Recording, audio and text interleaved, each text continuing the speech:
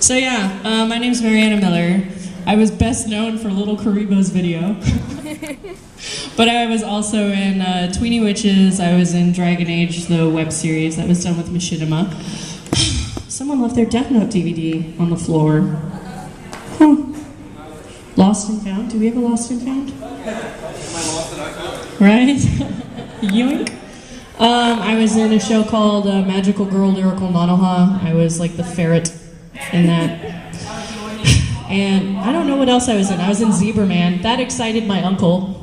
I think he and I are the only one who saw that. No! I was in Germany 2 years ago, and some guy had Zebra Man on DVD, and I was like, I was in that! And, yeah, so... I got my start in voice acting. When I was 16, I started watching anime, and I'd been trying to break into acting for a long time, and wasn't making it as a screen or a theater actress because I looked ugly and weird and old. But I started like getting into anime, and I was like, hey, this is voice acting. This is cool. I'd like to do this. So I started talking to actors and getting their stories and stuff like that. And then when I was 19, I flew out to Dallas for about a week or so, and I knew Mike McFarlane, the director of Full Metal Alchemist, and he called me up and he was like, hey, we're recording for the Conqueror of Shambhala. Do you guys want to do like background noises and stuff? My friend and I were like, hells yes we do! So I had the one line, and it was, there it is, the carnival, and that was my shining moment. And then I came and I went back to LA, and I just started talking to people, taking classes, and eventually that led to calls, which led to work, which led to more work. So that's my exciting story. So, do you guys have any questions or anything like that? I like talking about anime too. I can be cool if you guys want to talk about anime and be friends. Have a summer party. What? Do you have a series of ironic quotes on your phone at all to read out? That's a very specific Martin question. and I went to London Anime Con like 2 weeks ago, and for some reason, we were watching I TV. got a text message. Oh, what was it saying? It's from Rashika. She says, okay, if you guys wanted me to run out and pick you both up dinner, seeing as how your panel autograph and Martin autograph. Do I have autographs after this? Yeah, you do. Oh. Sometimes. Scheiße. Read the quotes. I'm reading, okay? This is important. My autograph panel and then your autograph. Sir, heckling is not allowed. Oh. But yeah, we were watching TV, and somehow these beautiful out-of-context quotes came out of nowhere. From us. The first one is, it doesn't have to be gay to be gay.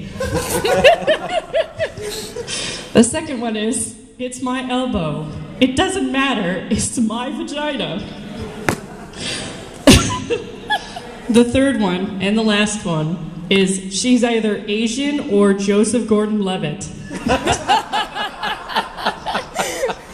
I think all of these came from me. Yeah. Way to drop the ball, Martin. Yeah. But yeah, so that's... What were you watching? Kids shows. We were watching CBBS. CBBS. It's like BBC for kids. Do you see CBBS? Because it's children's BBC. No one likes you, so you should stop talking. Yeah, so... Yeah. Do you guys want to see my tattoo? It's cool. Do you guys watch Tsubasa at all, or read Tsubasa? Yeah? That's badass. Spy's tattoo. Yay! I was gonna get it all on my back, but sorry, my legs are really white. I was gonna get it like he had it, and then I realized that would be like $1 million, so I didn't do that. Any questions? No. What's the strangest direction you've ever received? We had other people who raised their hands. Okay. But actually, now that I think about it, we were recording Foley, like grunts and reaction noises, and the director, Tony Oliver, he was like trying to get the right thing out of me, that's what she said, and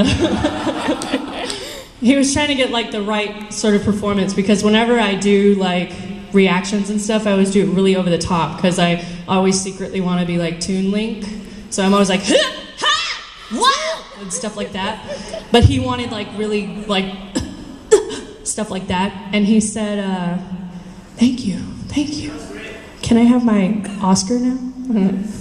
I mean the guy from The Office, not the award.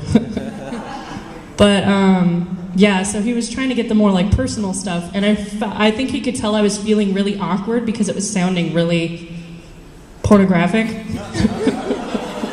And so he was like, if you sound like you're in like a martial arts porno movie, you're doing it right.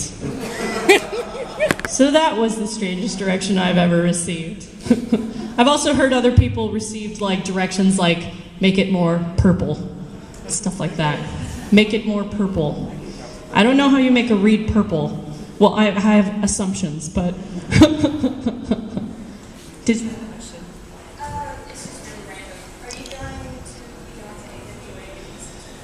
No, I wish.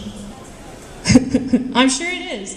I can't, I'm so broke, I can't go to cons unless they pay for me to go. Yeah? Well, I know you went a couple years ago, didn't you, What am Martin? I doing? AWA? Yes. Yeah. And he'd like to go, but It's I don't know. a great convention. That's what she just said. Oh, okay. And that wasn't even that's what she said, Joe.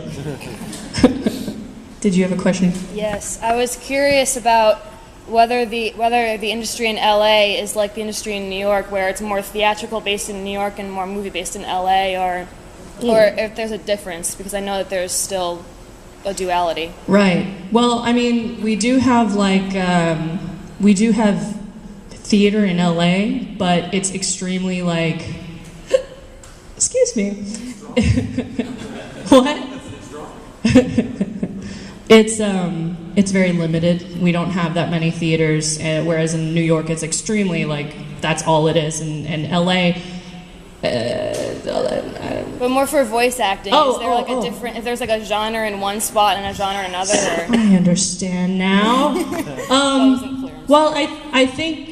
Yeah, actually, I think you mean like does the majority of the acting in the area sort of affect the voice acting in the cartoon? Is that what the question is? Kind of. Yeah.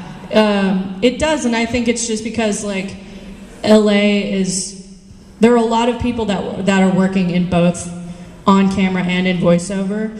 So I think a lot of like that style of acting carries over into the voiceover. Unfortunately, a lot of on camera acting is only done here.